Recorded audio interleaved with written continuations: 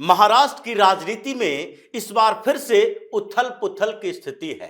Cabinet से लेकर मुंबई के मेयर के चुनाव तक हर जगह पर ऐसी स्थितियां पैदा हो गई कि कंफ्यूजन के कारण भारतीय जनता पार्टी का शीर्ष नेतृत्व और फिर चीफ मिनिस्टर देवेंद्र फडणवीस दोनों में समन्वय हुआ, कोऑर्डिनेशन हुआ, बातचीत हुई और एक ड्राफ्ट तैयार किया गया कि आगे महाराष्ट्र की राजनीति में चल रहे इस उथल पुथल में हमें क्या करना है।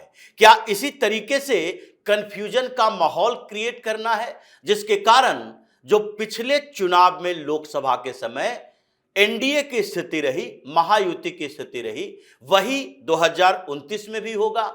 अगर ऐसे कंफ्यूजन रहा तो हमें आगे महाराष्ट्र की राजनीति में कुछ दूसरा रास्ता अपनाना पड़ेगा।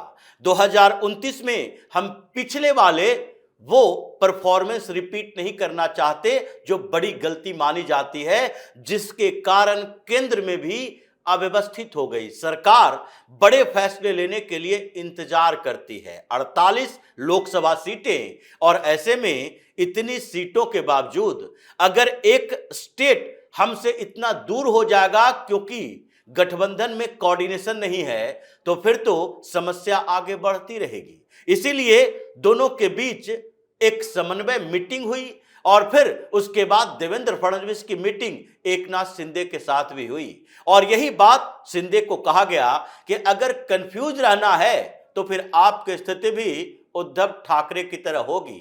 और यही नहीं, इस मीटिंग के बाद एकनाथ शिंदे अपनी पार्टी में ही थोड़े अलग थलग पड़ते नजर आ रहे हैं।